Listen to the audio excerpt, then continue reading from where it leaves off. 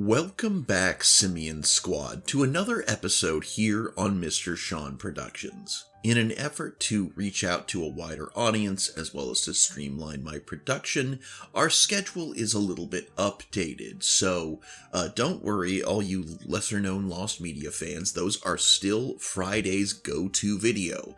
On Monday, we're going to have, right now, I'm doing my series, The Familiar Place, there's much more of that to come, and we're going to start doing Reddit stories on Wednesday, rather than the kind of up-in-the-air wild card. The wild card videos are now going to be the member exclusive videos, which I do on Sundays about 3 times a month. Today we have 4 stories from the subreddit Am I the A-Hole, where people tell their stories and then ask the rest of Reddit, well, am I in the wrong here? And Reddit tells them. So, I'm going to read the stories, and then I'm going to give you my views on whether or not the OP of the story is or is not in the wrong. If you enjoy Reddit stories, please take a moment to leave the comment, "Yay Reddit stories," so that this can reach more people and YouTube can know that I'm a channel worth suggesting.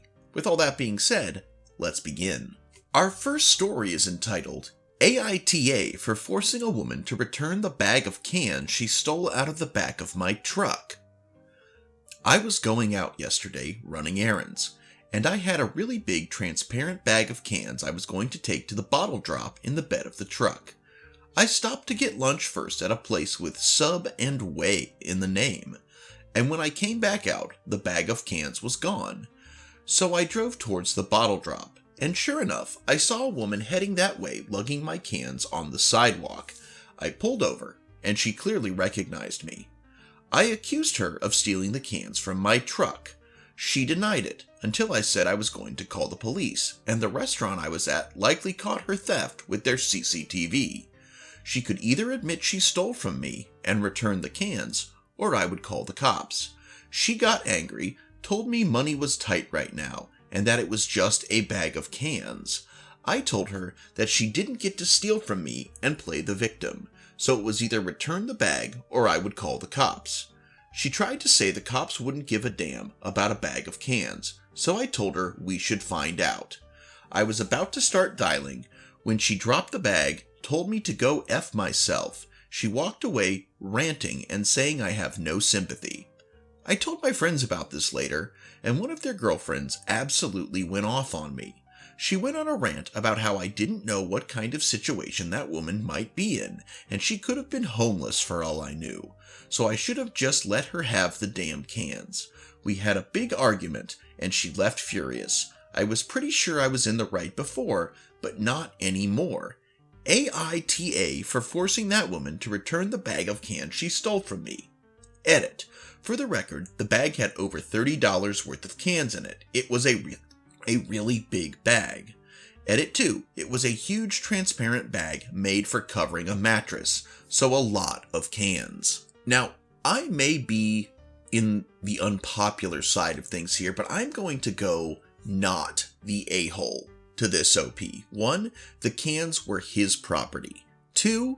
They were stolen. Very blatantly so. It's not even like there was any doubt that they were his cans. It's not like she had a bunch of other cans and just put it in with that. It was a big mattress bag of cans that this OP had collected specifically to turn in for, as he put it, over $30. And while, no, he can't know what the woman's situation is, that does not justify stealing. And I know there is some argument as to whether if someone's in a bad situation, whether or not it's okay to steal from places like, say, Walmart or Target, but it's not okay to steal from individuals under any circumstances. That is not okay. And I don't care what this woman's situation is, she was in the wrong. She saw the cans, knew they could be worth money, and went in purposely took them out of the OP's truck bed to sell herself. And, in her mind,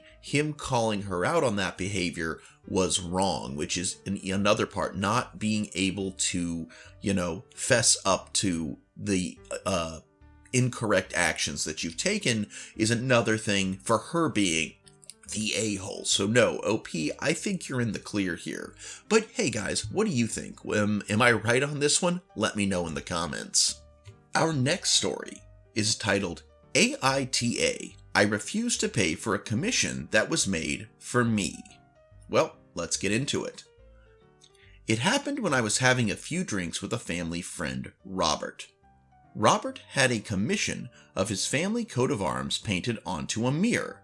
It had been done by a family mutual friend, Kay. She had apparently made it for him for free, but was planning to start a business of it. Robert started talking to me about if I would want a similar work of art done. Okay guys, so the OP goes on to describe a scene that he wanted. It is a little hard to follow, but I was able to do some research and find out that he did describe a scene from an anime called Gushing Over Magical Girls. It has 3 characters, giant guns, monsters, and big cats, and their alter egos reflected. I don't know that anime, but I'm just going to save you trying to make sense of that. But he describes that as a piece of art he would potentially be interested in. Next time, I was visiting Robert. No drink in me this time. I saw his painted mirror again that he was so proud of. Pretty amateur work. Thought no more of it. Then a couple of weeks later, Kay and Robert are knocking on the door. Kay has the mirror painted for me, and she told me that will be 400 euros. I told her, no thanks. She argued that it was done now. She had taken time and materials to make it. I repeated, I did not want it. She started going on about how I should not have commissioned it if I did not want to buy it. I explained that she had said nothing to me about making it before she made it. She should have arranged with me, not just gone off a second-hand description from Robert. We could have agreed on a price, far lower than 400 euros she was wanting now, maybe even taken a deposit before starting. She tried to argue, but I finished saying that 400 euros was overpriced for a painted mirror, and that while it was probably better than I can do, I'm not good at art, a standard grade art student could probably do a better job. She got pretty angry about this, as did Robert, but I refused to buy. Because they are family friends, they were complaining to my parents about it. My parents agree that I do not need to buy it, but it does cause a bit of turbulence in their friendships with Kay and Robert. AITA. 100% you are not the a-hole in this situation, OP. Now, as someone who also does commissions, I happen to make custom miniatures. I just actually recently finished a commission for a Iron Shredder figure that a coworker commissioned for use in their D&D game, but I got what they wanted. We agreed on a price, and then I got to work, and I'll actually be giving it to them tomorrow. Or not actually, by the time this airs, I'll have given it to them yesterday. And, it was all agreed on, the price and everything. And that's how commissions work. You don't just hear, oh, someone said they might like this type of commission that he, agreed to. He said he might like it while we were, drinking. And then go ham and then just show up and go, hey, here's the thing you wanted. It sounds like Kay, is not very good at art, at least not by the OP's standards, and is probably having trouble getting commissions. You actually see this a lot with people that want to start doing commissions, and quite frankly, there are some people who do who do artwork that you go, wow, that's really cool, and then there's a million others you go, yeah, that's just not my thing. Maybe somebody will pay you for it, but not me. So I feel for her, my sales are down as well. You should definitely go check out my eBay and my Mercari if you're interested in some custom minis, but I would never just show up with a mini and go, hey, you said you thought this might be a cool idea, so here it is, pay me money. So no, OP, you are not the a-hole here, and K is delusional. All right, guys, let's move on to our third story, which is AITA for not comforting my daughter after she lost her stepsister's necklace. I married my wife 5 years ago. I have 2 daughters from my first marriage, Rose, 15, and Nicole, 13, while my wife has Becca, 16. Becca's father is absent, so her grandfather played a big role in her life until he passed away a year before I met my wife. It was very hard on Becca, and though she's doing better, she still carries that loss. I stepped up as a father figure, and we're very close. Becca has a necklace with her grandfather's wedding ring on it, gifted to her by my wife when she was 13. She wears it only on special occasions or when she wants to feel close to him. Rose and Nicole know its significance. Rose once asked to borrow it because she found the ring beautiful, but Becca refused, and Rose seemed to respect that. Last week, after Rose and Nicole returned to their moms, Becca noticed her necklace was missing. She was frantic, insisting she hadn't taken it out since a dance a month ago, but had seen it in her jewelry box since then. While searching, Nicole called, overheard the situation, and passed the phone to Rose. Rose hesitated, but eventually admitted she had borrowed it for an upcoming date. I told her she needed to return it immediately and that we discuss how wrong it was to steal. Becca calmed slightly, but was still deeply upset. I went to my ex's house, where Rose, looking embarrassed, said she couldn't find it. We searched everywhere, her room, bag, my car, and her mom's house. I even brought her back to retrace her steps. When Becca saw her, she exploded in anger, calling Rose a brat and saying she'd never forgive her if it wasn't found. Rose was crying, looking to me, but I just told her to keep looking and hope we found it. Eventually, Rose thought to check under her mom's car. It was there, thankfully undamaged. I grabbed it and told her she was lucky. I grounded her, and while she kept apologizing, I told her I appreciate that and know she feels bad, but it wasn't okay. She later called Becca to apologize again, but Becca said she'd never trust her again. We got Becca a locking jewelry box and a door lock at her request. My ex thinks we're being too hard on Rose and that we should have comforted her. She says Rose is just a teen who made a mistake. I disagreed, saying this wasn't a simple mistake. She knew the necklace's importance, was told not to take it, and nearly lost it. If it had been run over, it would have been gone forever. I told Rose I love her, but any more comforting would be coddling, and she needs to learn from this. My wife, Becca, and even Nicole agree with my approach. AITA? Edit. Some are asking if I think Rose did this on purpose to hurt Becca. I don't think so, and Becca has confirmed she doesn't believe this either. Even before Becca was screaming at her, Rose genuinely seemed upset and remorseful for losing it. She clearly felt bad. Doesn't make it okay in the slightest, but her story adds up. She has a milestone date with her boyfriend approaching and she wanted to look nice. Still dumb as hell for her to do this, mind you, but I do believe it was genuine that she took it and then accidentally lost it. Edit 2. People are asking how it was under the car. It's hard to explain as I didn't take pictures at the time, but it wasn't directly under the car. The way it was found, I believe it fell from Rose's pocket, where she had said she put it, and it accidentally got kicked a bit under the car. The car was parked in my ex's garage. Given there are no lights in there, it originally blended in with the ground. Rose thought to check because she was checking her mom's car again, the last place she remembered having it, and was desperate and wanted to find it and decided to check under the car, where she found it. I understand why some people believe she maliciously took it, but even Becca said the outfit Rose planned on wearing on her date, the date she's no longer going on because she's grounded, complemented the necklace. Again, OP, I think you were completely right not to comfort your daughter. You can't. Your daughter made a mistake, and yes, she feels bad about it. She should feel bad about it. She took something that she knew she did not have permission to take. Also that she could look nice on her milestone date, which she's a high schooler, so I really don't think that a milestone date is even all that important. Maybe that's just because I didn't date in high school, but in all honesty, when you're too young to drive, I think you're too young to consider yourself in a serious relationship. But no matter my thoughts on teen dating aside, the simple fact is she did something wrong, and she wanted you to tell her it was all okay, but it wasn't okay. let's say she had taken something from a store in this case and gotten caught. Would you tell her it was okay? No. Just because it's a family possession and the cops don't need to get involved doesn't mean you need to tell her it's all going to be okay.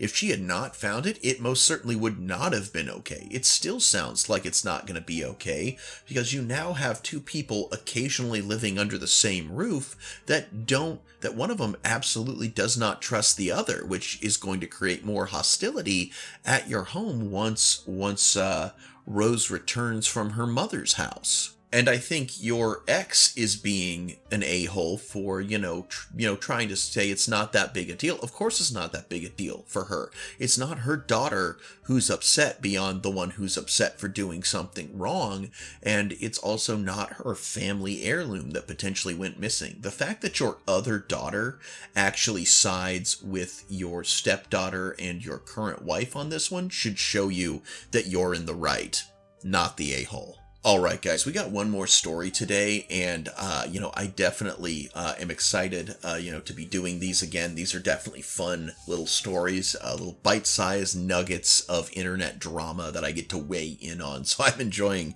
making these videos for you. And if you're enjoying this video, please leave a like, please leave a comment, please consider subscribing if you haven't done so already. And if you're feeling very, very generous, please consider joining even just the $1 tier here on YouTube or over on Patreon, or checking out my links listed in the description for my custom miniatures over on eBay and Mercari. Alright guys, and with that being said, let's get to today's final story.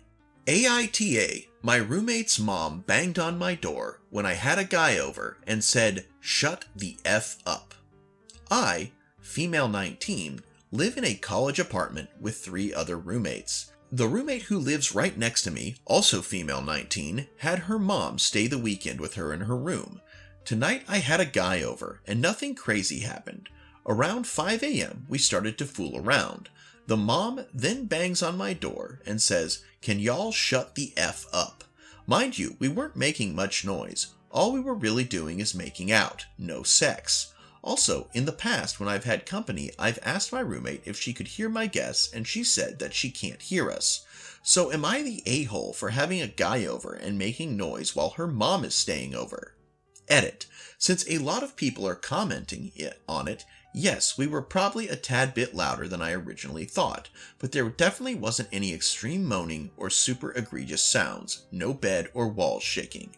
I was mostly taken aback by how she approached me, but it's on me for making noise, and from now on I will definitely be more cautious of bringing guests when my roommate has her parents. I think everyone sucks here, to be perfectly honest. I think that the mom is 100%, an a-hole for... I feel like she just, probably overheard a slight something. I mean, you were just making out, whatever, and decided to be very aggressive about it because she probably is not a fan of that kind of behavior among young people and probably is afraid you'll corrupt her sweet, precious baby daughter.